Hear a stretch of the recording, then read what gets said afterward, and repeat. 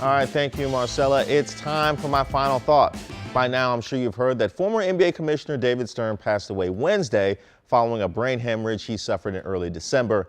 He was 77. For those who don't know, Stern was arguably the most important commissioner in the modern history of sports in America, if not worldwide.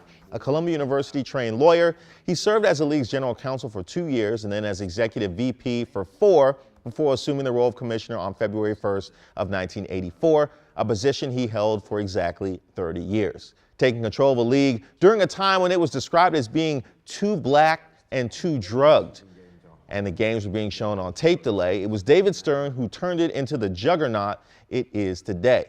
When he took control, there were just 23 teams with a total revenue of $118 million a season. When he left, 30 teams, $5.5 billion. And he accomplished all this by rehabbing the league's image, instituting salary caps and drug testing policies, as well as implementing a dress code and showcasing the league's top athletes to the public in real time and encouraging corporations to embrace them.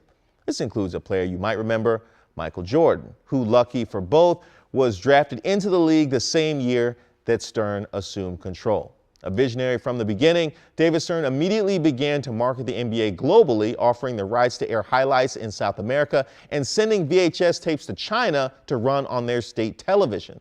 He was behind the push to allow pros to play in the Olympics, and he oversaw the formation of the original Dream Team.